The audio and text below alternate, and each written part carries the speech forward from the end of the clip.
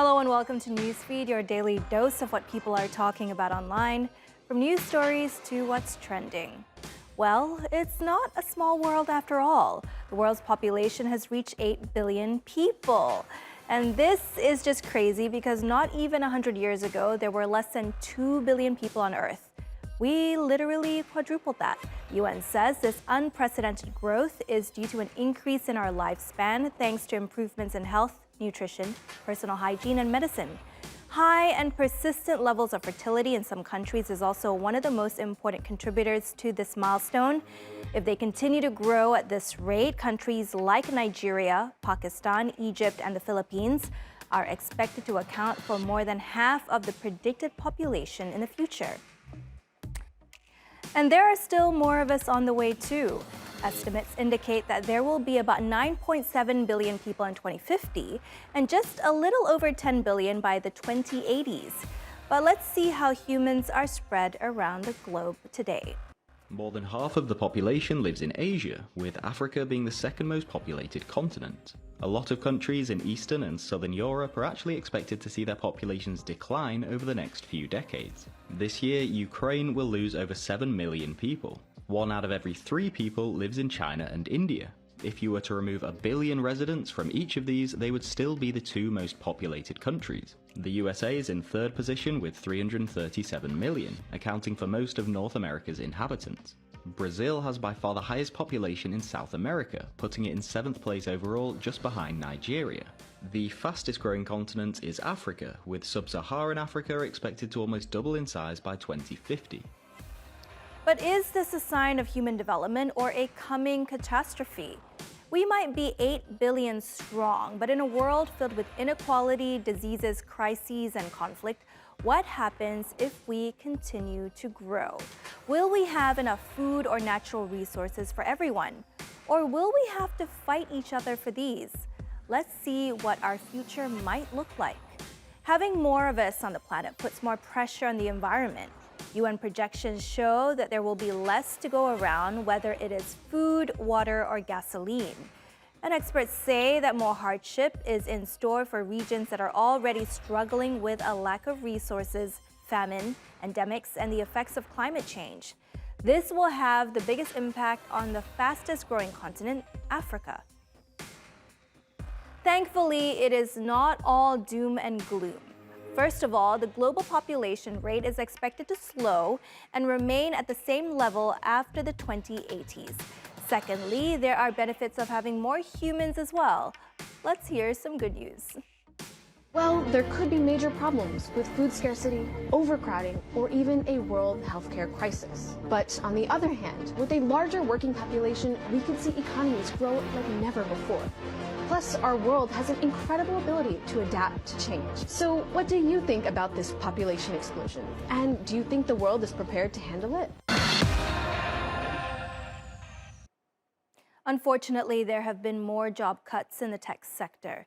This time, it's Amazon slashing its workforce to the tune of 10,000. The tech giant is one of America's largest employers with around 1.2 million on its payroll. The move comes off the back of a pandemic hiring spree and an expected slowdown in the world economy. The cuts won't affect low-paid warehouse jobs. It'll be the white-collar workers in human resources, retail, and device units who will face the chop. The layoffs are expected to start this week. Needless to say, there have been a lot of rumblings online. Journalist Emma Vigeland sarcastically noted that the announcement of the job cuts occurred on the same day that Amazon CEO Jeff Bezos said he plans to give away his $120 billion fortune to charity. Well, that's one way to avoid looking like a Grinch.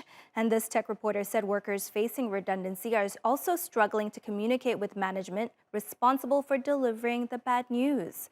And take a look at this meme, which shows an imaginary support group for people who had hoped to work for Silicon Valley's biggest companies. That's Facebook, Apple, Amazon, Netflix, and Google, or better known as FANG. Also note that some of these companies are also downsizing. As leaders of the world's richest nations meet at the G20 summit in Bali, the war in Ukraine continues to dominate the chatter. Ukraine's President Volodymyr Zelensky has outlined his 10-point plan to end the conflict with Russia. It includes nuclear safety, food and energy security, and a one-for-one prisoner swap. But with Vladimir Putin being a no-show and his delegation largely isolated, perhaps the talks should focus on bringing the main actors together. After all, it seems the only logical way to end the impasse.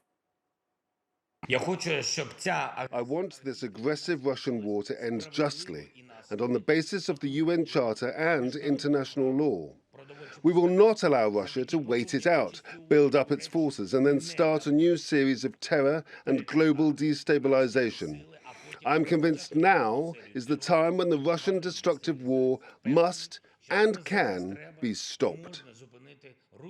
On a steamy, humid day here on the resort island of Bali, you wouldn't usually see teams of politicians suited up going into busy convention centres, but Charles Michel, the President of the European Union, had it exactly right when he tweeted, "Southeast Asia is the place to be this week."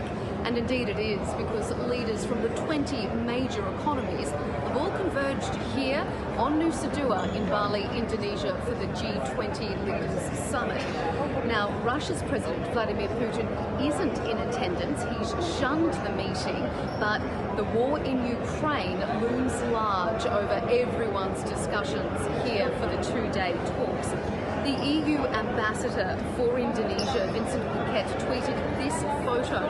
It's of the Ukrainian President Volodymyr Zelensky making what the ambassador described as an impassioned yet detailed address to the G20 leaders. It was behind closed doors. It wasn't broadcast to the media members, but we have had some information released as to what he said. He called on world leaders to use their leadership to find a path to peace. The other headline-making meeting so far at the G20 has been this one that was tweeted by the US President himself, Joe Biden, of his meeting with China's President Xi Jinping. In the video, it shows the two leaders shaking hands, smiling and being quite cordial to each other. A far cry from the very frosty relationship the two countries have been experiencing in the past couple of years. The G20 is 2 days of high-level talks. This is just day one, and it's already trending all over social media. And Cambodia's Prime Minister Hun Sen's plans to show off his locally made brand of luxury watch at the G20 hit a snag after he came down with COVID-19. Now, Sen had distributed 25 of the watches at the recent ASEAN conference held last week in the Cambodian capital, Phnom Penh. The PM gave 25 of the flashy timepieces at the event. They're rumored to cost hundreds of thousands of dollars. Sen, however, has faced criticism for the flashy gift as Cambodians endure grinding poverty. No word yet on who got their hands on the bling in Bali. And it's not just world leaders who have been making their mark at the G20 summit in Bali. Crypto titans have been taking the stage too. Now, following the collapse of crypto exchange FTX, the head of rival platform Binance is calling for new, clearer regulations. Changpeng Zhao's comments come a week after Binance abandoned a rescue deal to buy bankrupt exchange FTX, as panicked customers continue to pull their funds from the crypto space amid a massive slump.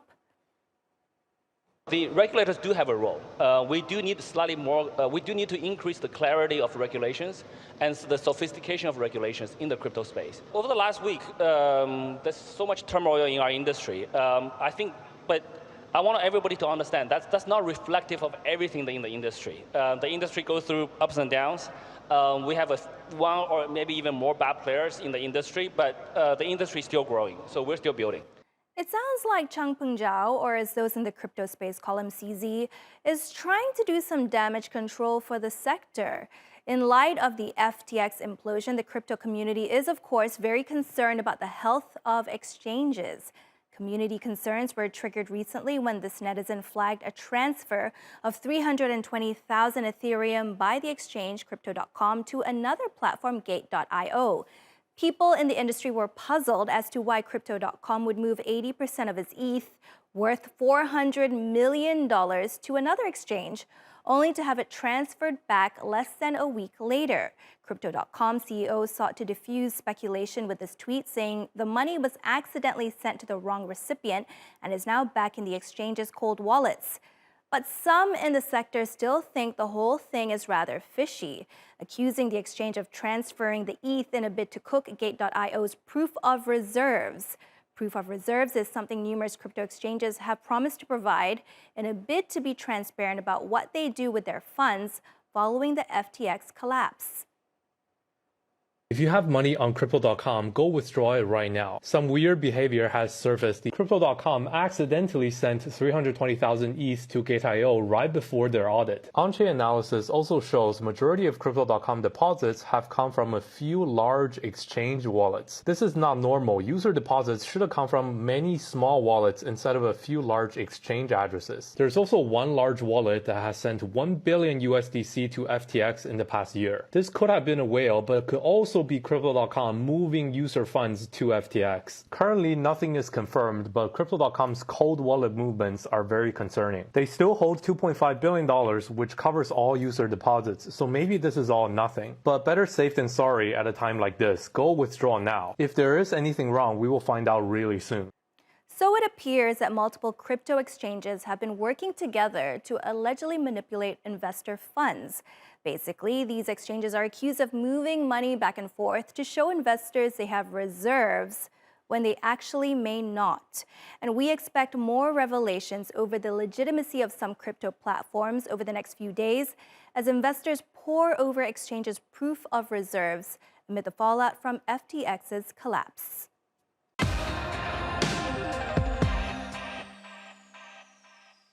All right, on to what's trending. Imagine being trapped inside an airport terminal for decades and then ultimately dying there. That's the sad story of Karimi Nassiri. The Iranian first flew to Europe in the 1980s searching for his mother. And after getting expelled from several countries for not having the correct documents, he made Paris's Charles de Gaulle his home. So compelling was his story that it inspired Steven Spielberg to make a movie. That's The Terminal, starring Tom Hanks. Despite being granted refugee status and citizenship from France and Belgium, Nassiri lived at the airport until 2006 when he was taken to hospital. He then used some of the proceeds from the film to stay at a hotel and later a nursing home. But for reasons unknown, he returned to the airport in September. Airport officials say he died of natural causes on Saturday. Reports say Nassiri spent his life journaling, reading, and declining donations and gifts from people, except a meal voucher from the airport staff once in a while. I try to have a nice day and every day, but as I'm thinking and every day I thought in my future, in my past, then I could write my story. May you rest in peace.